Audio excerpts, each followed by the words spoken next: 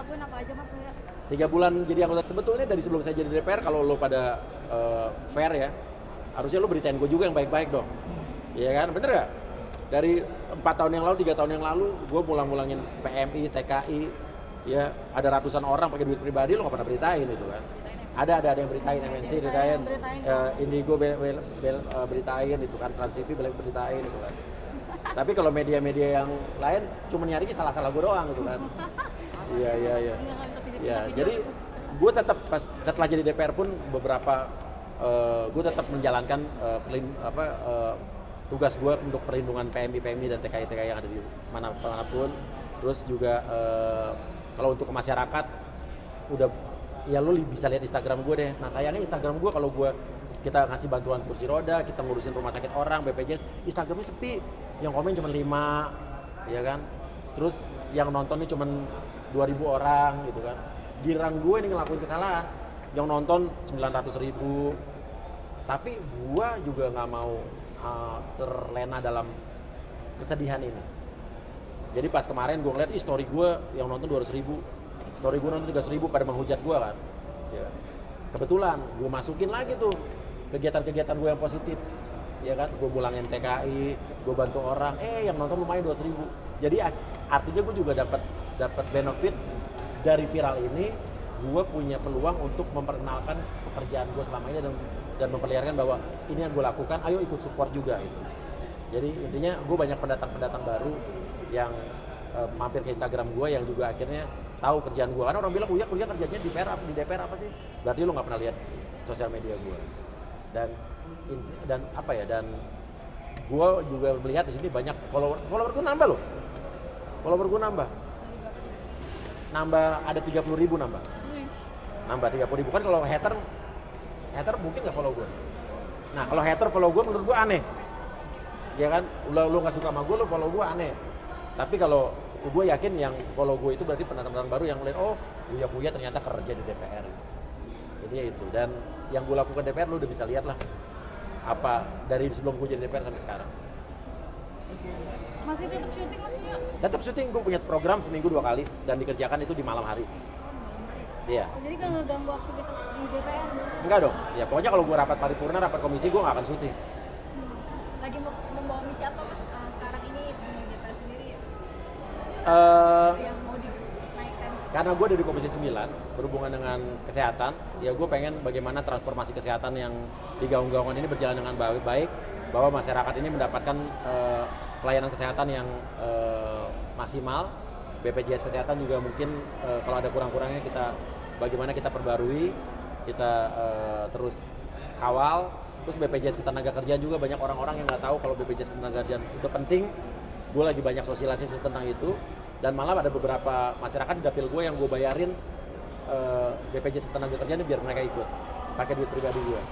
Dan untuk PMI, TKI minta tolong sama gue setiap hari itu ada ratusan PMI, TKI yang minta tolong sama gue. Dan gue bekerja, gue nggak tahu sekarang. Kalau dulu gue kan bekerja sebagai pribadi. Sekarang gue walaupun kadang-kadang memang masih, bukan kadang-kadang, emang pakai duit pribadi terus mulang-mulangin mereka.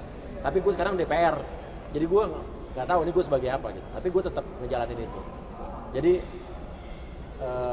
kalau untuk di BPOM kemarin kan udah kan, waktu 2 bulan yang lalu kan gue meminta BPOM untuk memanggil orang-orang yang terkait dengan kasus review kosmetik ini. Gue meminta mereka memanggil Dr. Richard, Doktif, semua yang terkait, siapapun ya, pihak fair, dan udah dipanggil kan. Itu permintaan gue pada saat itu di sidang. Ada di YouTube gue kok. Bukan YouTube gue, ada di Instagram gue. Itu 2 bulan yang lalu dan sudah dipanggil pas kemarin gue lagi di Amerika. Pada akhirnya sudah dipanggil semua, gimana respon Mas Uya sendiri? Dan ini jadi huru hara skincare nih makin memanas nih. Artinya kan usulan gue dan masukan gue diterima oleh BPOM dan mereka dipanggil. Karena gue bilang kalau BPOM tidak memanggil mereka, tidak ada ketegasan, abu-abu, artinya ini semakin liar. Dan gue bilang pada saat itu BPOM harus memanggil mereka dan mengklarifikasi uji lab mandiri mereka itu ada dasarnya apa tidak. Kalau emang uji lab mereka ternyata benar, BPOM harus introspeksi diri. Tapi kalau ternyata uji lab mereka juga salah dan tidak bisa ditanggung jawabkan, BPOM juga harus berani untuk menindak mereka. Dan itu dilakukan BPOM kemarin.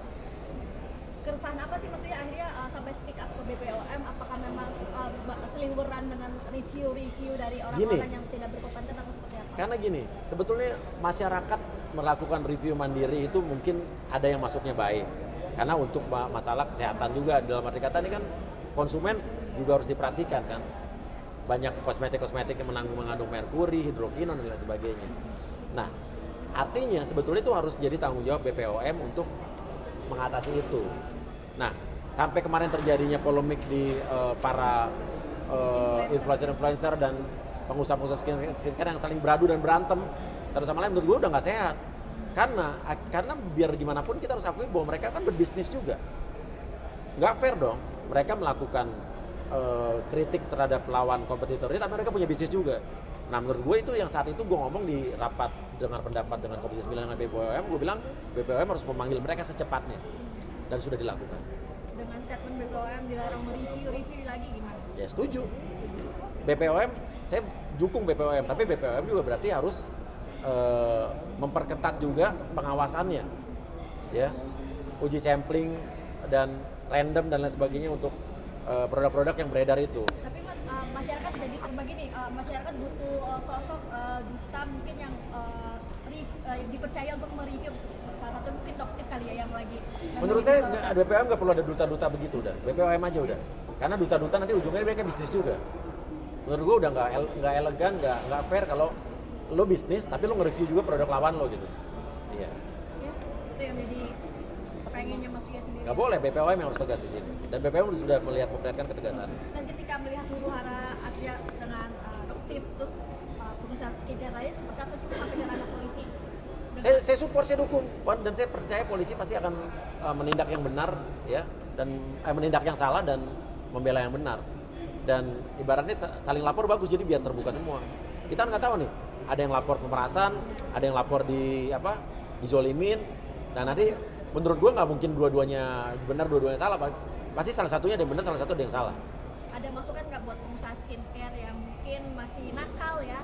Ya pengusaha skincare yang nakal, ya lo jangan nakal lagi. Sekarang gimana gini lah, gue pribadi nih, gue mendukung banget yang namanya UMKM, skincare lokal. Tapi dengan adanya berita-berita dan kejadian-kejadian yang ada, terus terang gue jadi takut pakai skincare lokal.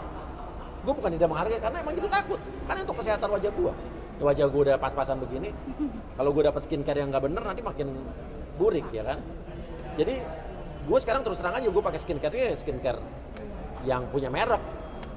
Tapi kalau nanti sudah benar, udah semua dibuktikan, gue balik lagi pakai skincare lokal. Jadi regulasinya mungkin iya, regulasinya gue ada jaminan keamanan buat konsumen, karena gue konsumen juga kan, lu juga pada konsumen kan, intinya gitu. Oke. Thank you.